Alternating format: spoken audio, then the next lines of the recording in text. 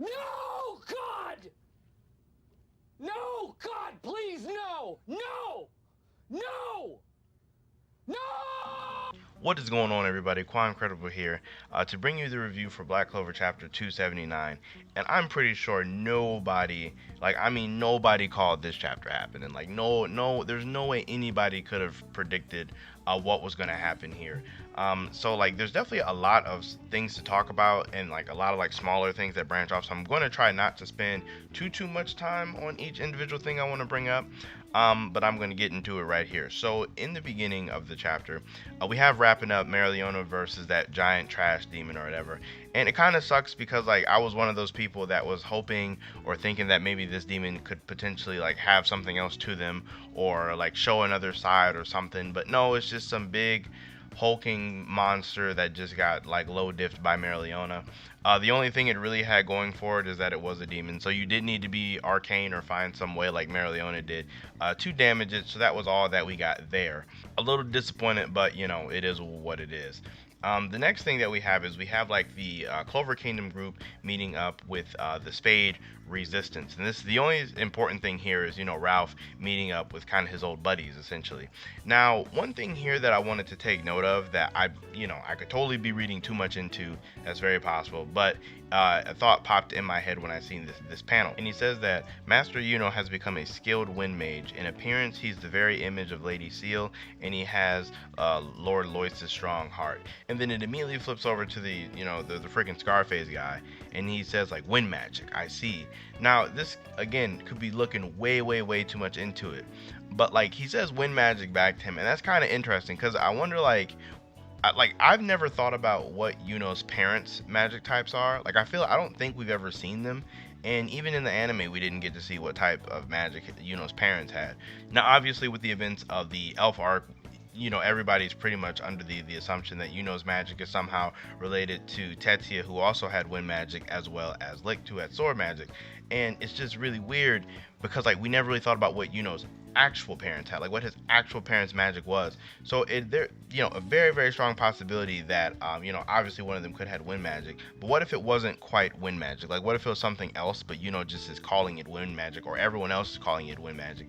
Similar to Gray, how Owen was saying to Gray that the very nature of her magic isn't transformation, or might not be transformation. What if like the very nature of Yuno's magic isn't exactly wind magic, just because he says like wind magic ... Like it was just like, I don't know why they would add that in there. Again, I don't know what it could be. Like I don't know what a higher form of wind would be, divine wind, god wind, who knows, whatever. But it was just something that like just stuck out to me. But yeah, not to spend too much time on that far off theory. It goes on to show each of the groups going against their Dark Triad members, such as Langers versus Xenon, Charlotte and Real versus Vonica, as well as Noct and Jack versus Dante. And it's obviously all these fights are happening at the same time, seeing as how our group of protagonists showed up all at the same time. And Noct notes that everything is going better than he thought, that the captains are way stronger than he initially had imagined. And it's kind of funny because I remember when Yami was fighting Dante, most people were under the assumption that Yami was the outright strongest captain. No captain can even come close to him. Yami's like just the greatest, which I mean could still in fact be true, but at the same time, it's not like all the other captains are weak. The other captains are also handling their Dark Triad members in a similar fashion to how Yami did. Now you can make the argument that the Dark Triad members are not at their full power, their full 80% or 70% for Vonica, whatever it is. But at the same time, you could also make the strong argument that they're getting dealt with faster than they can power up. Now in Dante's case, Dante is at 80%. This is kind of like what he just like. This is kind of when he went past that, or at least what it kind of looks like when he goes like when he's in that 80% transform like body form. And Vonica, we don't know what percentage she is. And same thing for Xenon. It's not like they ever said, but it's just like something I wanted to like take note of, is that the other captains are all handling the Dark Triad, similar to how Yami was handling Dante the entire time. He just couldn't really kill him because his body magic kept healing himself. And now when everybody, like myself included, was assuming that this chapter was going to be the Dark Triad's counterattack, like this is where we get to see them power up and then they make they launch their like comeback.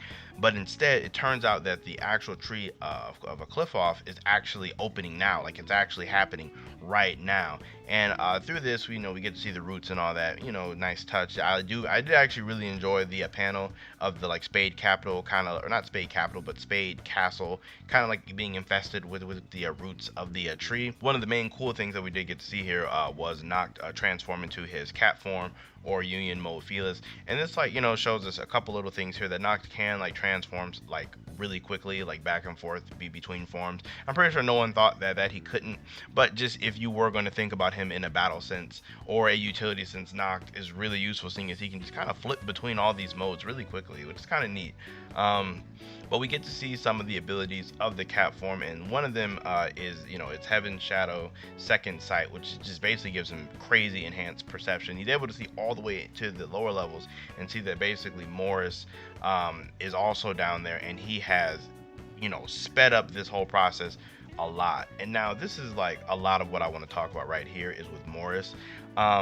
Basically we find out that Morris was born blind, which, you know, Nobody cares! it could be important. I doubt it is important. It just felt like a random tidbit. Like, it just felt really, really random.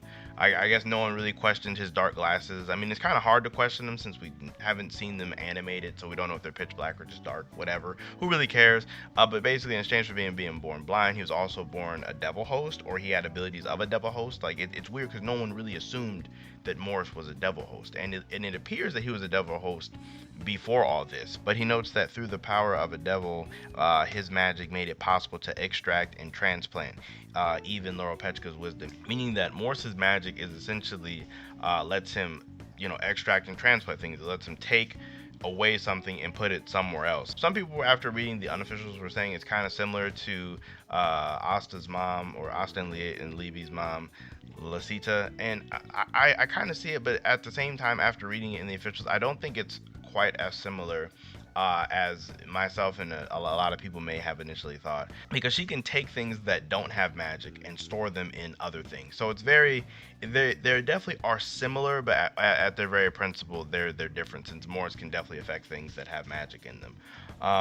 But the main thing here is the page, like before he says that we see him inside of, you know, the Heart Queen's like wisdom space, I guess, like whatever you want to call this, where she has access to all of the information, and through getting all this wisdom, he is able to now, like, you know, he found out a way to speed up the entire process.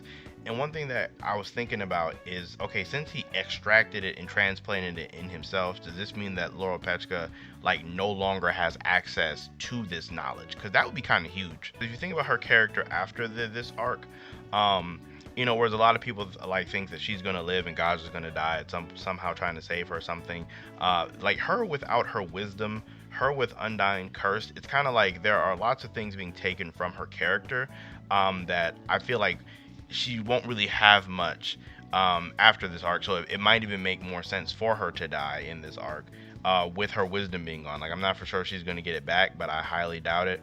One nice touch I liked a lot is when Morris was explaining this, you can really see it, like you can see it in the background if you pay attention, but you can see the example of Mars and Fauna. Like, he basically extracted half of each of their grimoires and just transplanted it on the other half, which is really interesting that they use that as an example, because I'm pretty sure a lot of us were so confused just trying to speculate how Morris even accomplished this feat. Because it's not like you can just cut the grimoire in half and just like connect it to another person's grimoire. It doesn't work like that.